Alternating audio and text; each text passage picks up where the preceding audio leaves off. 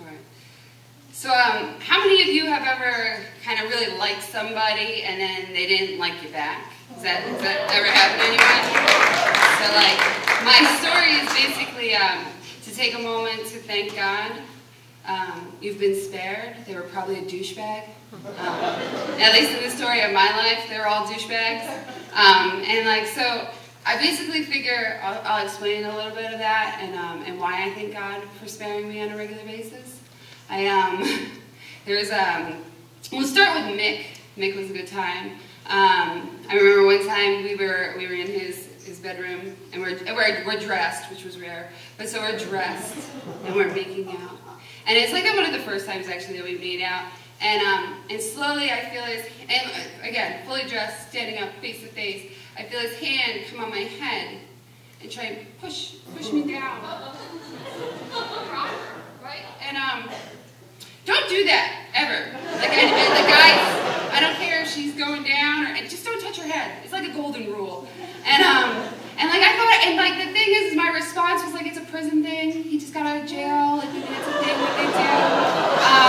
And like I wanted to be with him. I really did. I was like, he's a winner. And he was like, well, I gotta play rugby and like work at GNC. And I was like, all right. So God spared me on Mick. The next one, we called him actually the unicorn.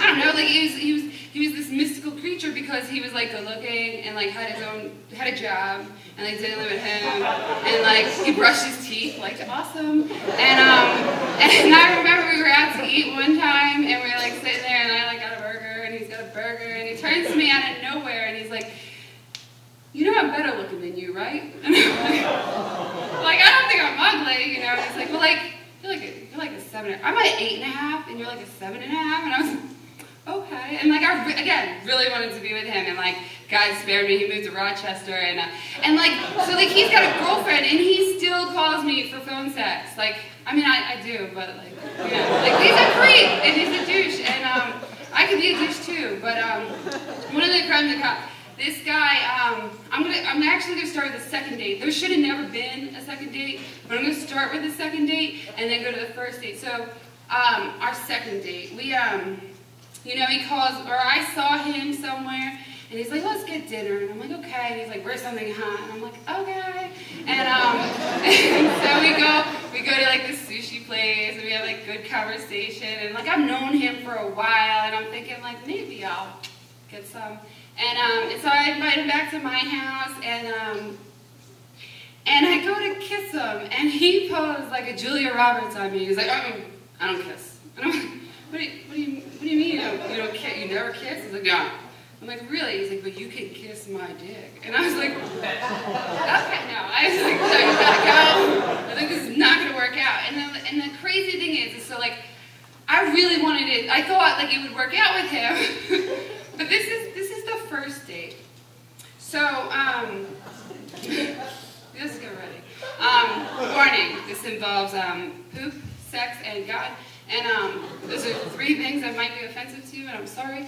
But so I go to his house, and I've known him for a while, and you know, he answers the door in a towel, and like, he's like a tall guy, and he's like Italian, and I like the Italians, I don't know, and he's like not dressed yet, so he's like, come on in, and like I'm standing in his like bedroom doorway, and he goes to like put on his pants, and so he like pulls them up and like drops the towel, and I realize like he's not even wearing underwear, and I'm like, that's kind of hot, right? He's got the bees, I like the bees, and then he goes to like, he puts on his shirt, and like, he puts his shoes on, he puts on nice dress shoes without socks, and that turns me on, I don't know why.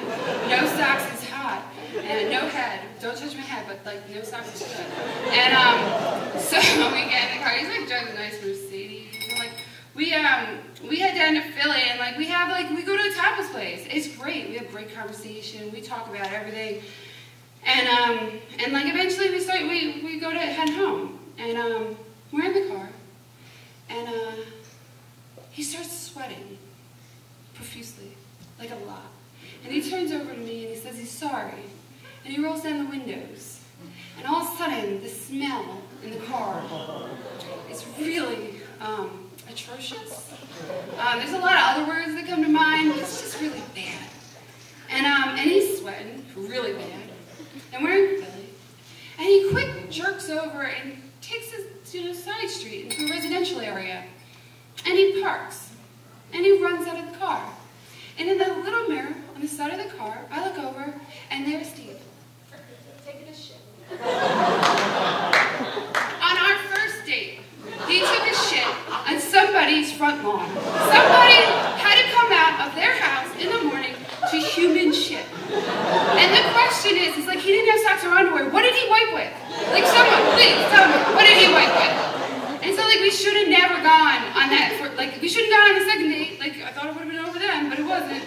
And I look back at all that, and, like, I look back at, like, all these moments, and, like, I think about, like, you guys, and, like, all the moments you thought you wanted to date someone, and the truth is, like, God spared you. They could have been a pooper. Like, you've been okay. And, like, at the end of the day, like, 365 days a year, 24 hours in a day, you got one person to love, and that's you. And, like, I love you, so enjoy. Yeah.